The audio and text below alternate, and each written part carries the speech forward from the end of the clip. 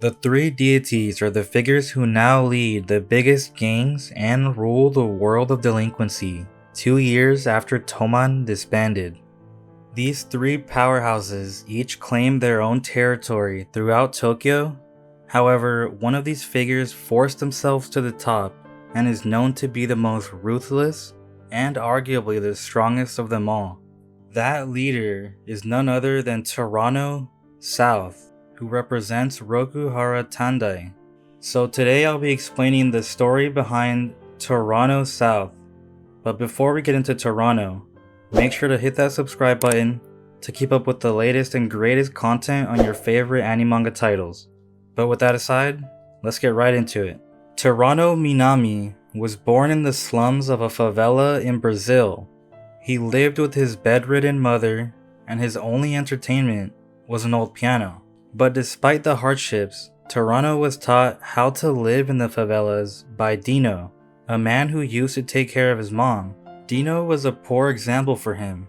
He taught Toranno the ways of a murderer from an early age, until he finally murdered some of Dino's enemies at the age of 5. From that point onward, he was known as Toranno South, and we find out that Dino is a gangster who rules the town. This was also the same day Toranno learned the benefits of violence after buying a pair of shoes with the money he earned from the hit. Then at the age of 12, Toranno's immense strength displays itself when he kills Dino by beating him to death while crying in tears. This is what happens when you buy black Air Forces at an early age. But in all seriousness, this was brutal. He was capable of killing his mentor while still displaying some emotion. We don't know why he killed Dino, but I think it has to do with his dark impulses, similar to Mikey's, but we'll get more into that a bit later. So Toranno took over the Dino gang and became the new boss at the age of 12. Furthermore, at the age of 14, an enemy gang raided his house and took his mom's life. Toranno managed to survive a gunshot wound and moved back in with his grandparents in Japan.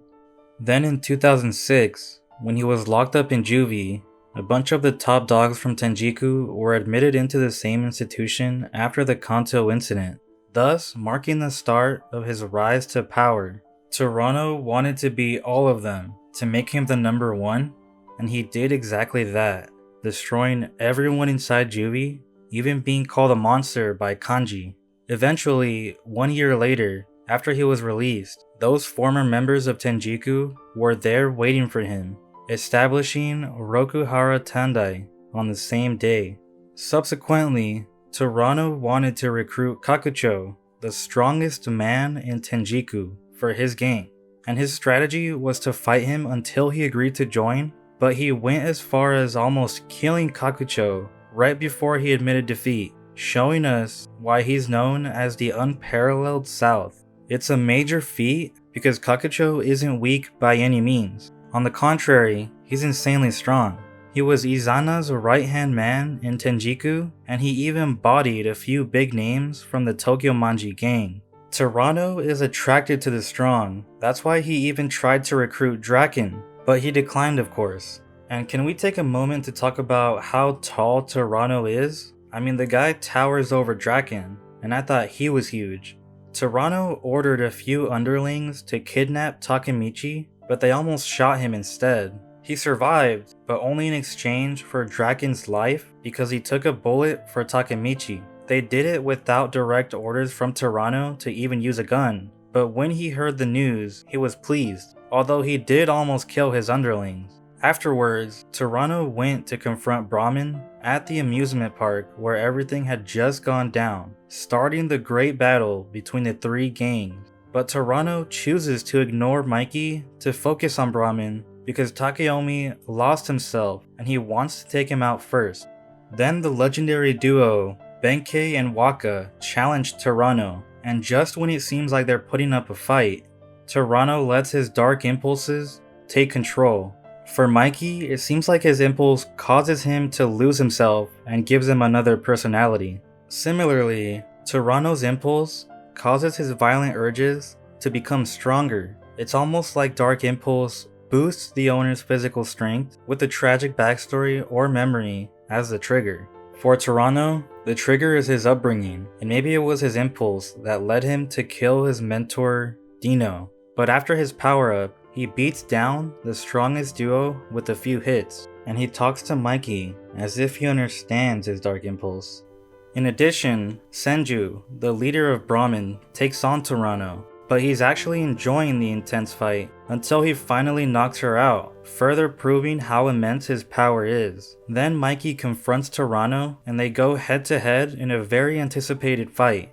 The fight was intense, and they were dealing punches back and forth. They continued fighting until Takemichi got in the way and Mikey wasn't having it, so he broke his arm. After the brief pause, we see how much damage Toranno suffered, and it's not good. He was so immersed in the fight that he didn't realize how much damage he'd taken from Mikey's kicks. He's bleeding so much from his face. It's insane because they were just dealing blows with each other, and Toranno even said they were about even. I don't fully understand how he could take so much damage compared to Mikey, but I guess it just shows Mikey is stronger than ever. I don't fully agree with the direction this is heading because Toranno was hyped up to be a monster, and seeing him fall like this is a letdown. Regardless, he was a really cool character who had a rough upbringing, and it's been fun seeing his story unfold. But it all goes back to the type of person Toranno is. He's a psychopath who enjoys inflicting pain on everyone, his own underlings included, and his number one principle is that the strong must stay at the top to devour the weak. Also, his musical interest from playing the piano as a kid stuck with him, since he tends to shout music terms when fighting. But that's going to be it for this video. Let me know your thoughts on the Unparalleled South, and if you want to see more content like this, then make sure to hit that subscribe button and like the video, as it greatly supports my channel. The Three Deities arc has been amazing so far, and I can't wait to see how this final arc concludes. And with that being said, I'm Traffy, and I'll see you in the next one.